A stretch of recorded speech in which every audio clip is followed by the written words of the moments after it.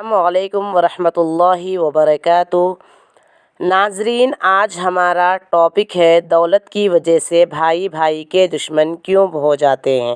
ناظرین، ذرا ایک لمحے کے لیے سوچئے، وہ بھائی جو بچپن میں ایک ہی پلیٹ میں کھانا کھاتے تھے، ایک دوسرے کے لیے جان دینے کو تیار رہتے تھے، آخر ایسا کیا ہو جاتا ہے کہ چند لاکھ یا چند ایکڑ زمین کی خاطر ایک دوسرے کے دشمن بن جاتے ہیں؟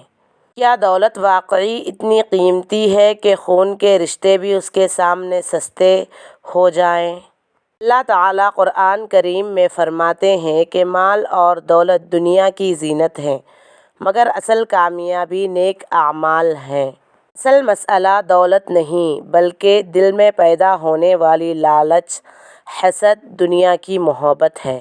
جب انسان یہ سوچنے لگتا ہے کہ صرف مجھے ہی زیادہ ملنا چاہیے، میرا حق سب سے پہلے ہے، تب شیطان دلوں میں نفرت کا بیج بو دیتا ہے۔ افسوس کی بات یہ ہے کہ آج جائیداد کی تقسیم پر حقیقی بھائی برسوں ایک دوسرے سے بات نہیں کرتے۔ والدین کی وفات کے بعد کچھ گھر عدالتوں تک پہنچ جاتے ہیں، اور کبھی کبھی بہنوں کا شرعی حق بھی چھین لیا جاتا ہے۔ سوچئے، جو دولت آج آپ کو اپنے بھائی سے دور کر رہی ہے، وہی دولت یہیں رہ جائے گی، لیکن قیامت کے دن ہر حق کا حساب دینا ہوگا۔ رسول صلی اللہ علیہ وسلم نے فرمایا کہ مسلمان کا بھائی ہے، نہ اس پر ظلم کرے، نہ اسے بے سہارا چھوڑے۔ اگر آپ کے پاس زیادہ مال ہے تو شکر ادا کریں، تکبر نہ کریں۔ اگر تقسیم کا معاملہ ہے تو انصاف کریں، اور اگر کسی بھائی سے ناراضگی ہے تو پہل کر کے صلح کر لیں۔ یاد رکھیں، جائیداد تقسیم ہونے سے خاندان نہیں ٹوٹتے، انصاف ختم ہونے سے خاندان ٹوٹتے ہیں۔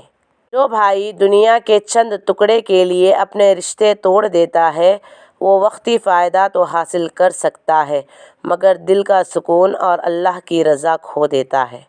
اللہ تعالیٰ ہمیں حلال رزق، انصاف اور قناعت، اپنے رشتوں کی حفاظت کرنے کی توفیق عطا فرمائے، اور ہمارے دلوں سے حسد، لالچ، نفرت کو دور فرمائے۔ آمین۔